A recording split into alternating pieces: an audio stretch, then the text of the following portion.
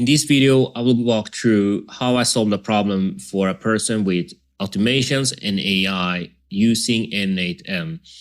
The first problem is that from Figma, they will have some sort of data, and that is usually an image of a product of some sort. But they have to then get some sort of requirements and also the images and upload that to another place, which is called Confluence.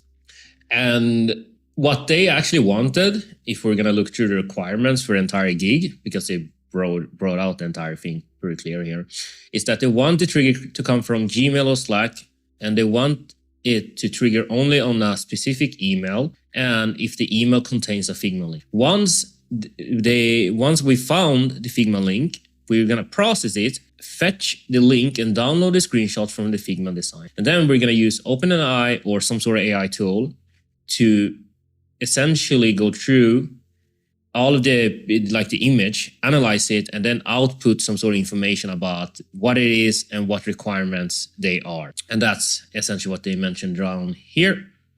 And after that, we're just going to upload it to Confluence, where it will be uploaded on a nice page. And I'm just going to show you. So here is the result of how I essentially made it.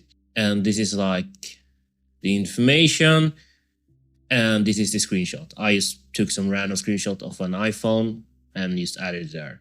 But I'm gonna delete it now and show you in real time when I run the actual automation, which you can see here. I'm just gonna show you here. And I decided to go for Gmail this time and just use that, but it won't really be that hard to set up Slack either.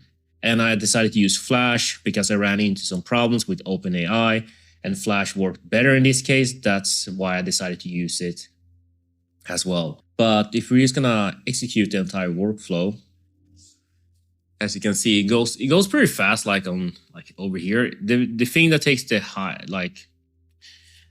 a lot of time is this part about analyzing the image with Flash.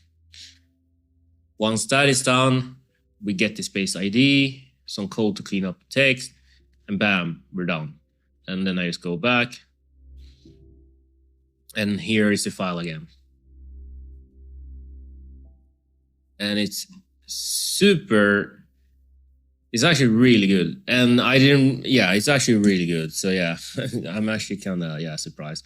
But if I'm just going to go through everything myself and just show you quick, is that the first thing that happens here is that this pulse for incoming emails, once it finds this email, and once it found the email over here, then I edited files to then get the key, the node ID, product name, date, and the email, and the person that sent the email. I then get the Figma file URL pretty much over here, and then I analyze the image over here, and I ask the tool to act as a senior product manager, but also that it has some rules here, because before I didn't have any rules, and it will just output everything in a way that wasn't workable at all. So I decided to add some you have to output only raw HTML, and just follow these guidelines. And here is how it's just gonna print out everything pretty much.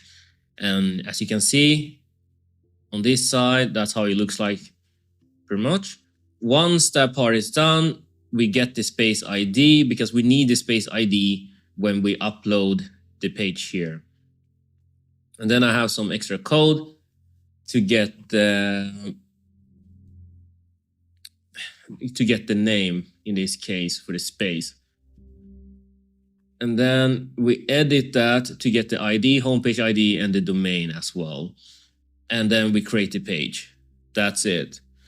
So the only thing that I kind of feel, it's a lot of nodes, but you might be able to have less nodes and make it in a more efficient way. Maybe you could have had one entire automation here and have another automation down here that did something else up to this point. I've seen some people do that, but I mean, this works. So I'm not going to sit here and complain. I'm just saying that looking at it, there are some potential things I could improve as well.